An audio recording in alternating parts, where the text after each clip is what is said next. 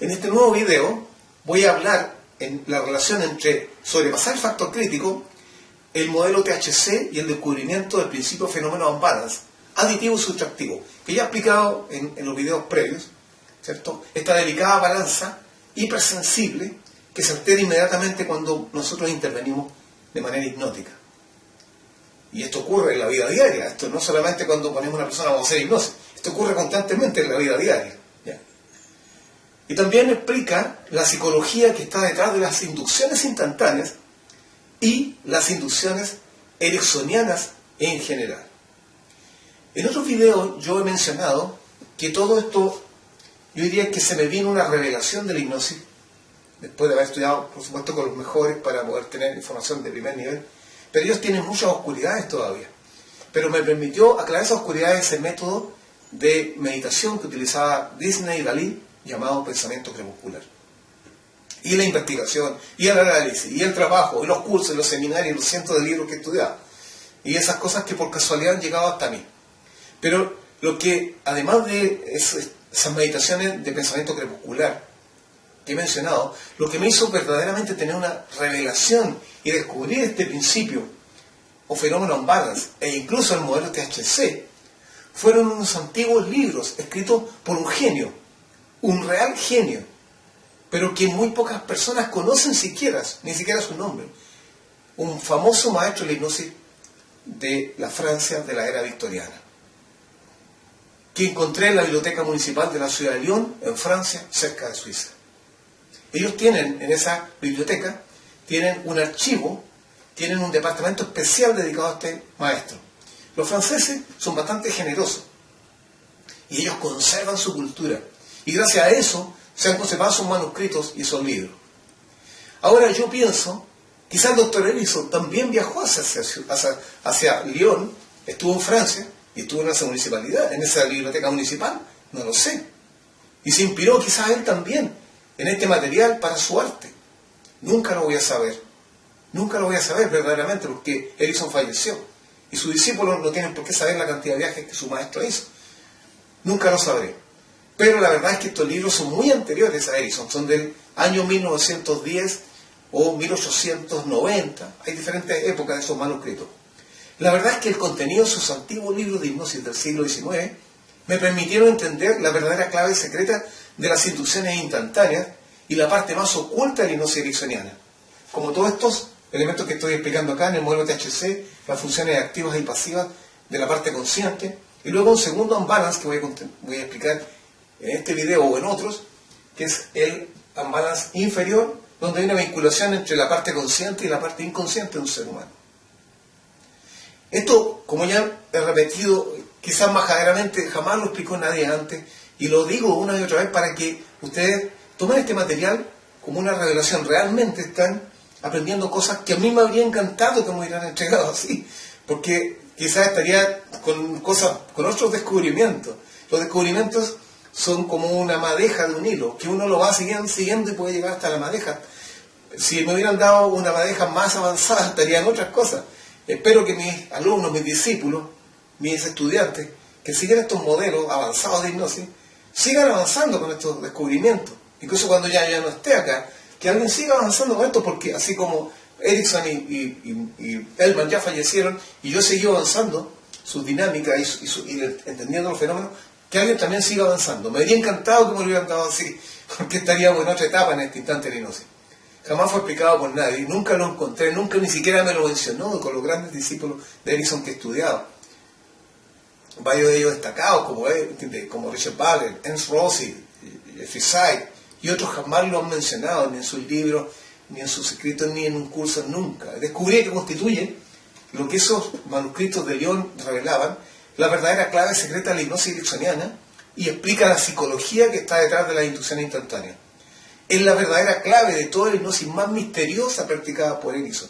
Cuando Erickson practicaba su hipnosis, todos se asombraban. ¿Qué está haciendo este hombre? ¿Por qué tiene en trance esa persona? No entendemos. Sus trances son irresistibles. Él entendía esto. Quizás estuvo allí, quizás no tengo idea, no lo puedo saber. Está sustentado entonces la interacción equilibrada y dinámica que existe de forma natural entre los elementos de la parte consciente entre sí, cuando hablamos del unbalance o balance superior, Y luego, y aquí voy a empezar a hablar de otro unbalance, entre la parte consciente y la parte inconsciente de un ser humano, que también al perderse, acá tenemos otra balanza, que también se produce entre la parte consciente y la parte inconsciente, o la inconsciente, es inconsciente, que también hay un equilibrio dinámico, así como en la parte superior estaba esta balanza dinámica, ahora hay otra balanza entre esto, el consciente y el inconsciente, que al perderse y producirse este unbalance inferior, genera hipnosis instantánea e irresistible, como la que hacía Erickson. Entender este secreto, este verdadero secreto, que yo bauticé como principio fenómeno unbalance, me ha permitido revelar con claridad las cosas más ocultas de la hipnosis ericksoniana. Las cosas que no entendía cuando estudié hipnosis ericksoniana con los discípulos de él. No lo entendía. Sabía que estaba haciendo algo y producía fenómenos de hipnosis, pero no entendía por qué. Era un robot repitiendo dinámicas de un maestro sin entendimiento. Hoy día las entiendo. El nombre bautismal completo que le he dado a todo esto, porque es un fenómeno un poco más complejo que este fenómeno unbalance que he mencionado, es principio de polaridad mental en hipnosis. Principio de polaridad mental en hipnosis. Y está aplicado en esta metáfora de la balanza. Con un unbalance, un balance superior, los elementos de las funciones del inconsciente, y un unbalance inferior, que es o balance y unbalance inferior, que es entre la parte consciente y la parte inconsciente. El inconsciente y el inconsciente en el modelo THC. Que también son ambos de tipo aditivo, sustractivo el superior, aditivo y sustractivo el inferior. Se sustenta entonces en el equilibrio polarizado y dinámica de estas partes, activas y pasivas. En este caso, lo activo masculino o eléctrico sería el inconsciente, adquiriría esa polaridad, y el inconsciente adquiriría la polaridad de femenino, pasivo o magnético. Este equilibrio polarizado, o la polaridad mental, principio de polaridad mental de hipnosis, es todo lo que nos explica, y nos explica con claridad, todo lo que nadie ha podido entender hasta ahora respecto a la hipnosis. Ni siquiera el mismo Erickson. Él nunca lo explicó, él simplemente lo hacía, nosotros repetíamos como robot esto hasta este instante, y mucho menos sus discípulos. Con esto estoy aclarando cosas tremendamente importantes y oscuras dentro de la hipnosis. Voy a seguir con otros videos, ampliando más todo esto para que se logre una claridad.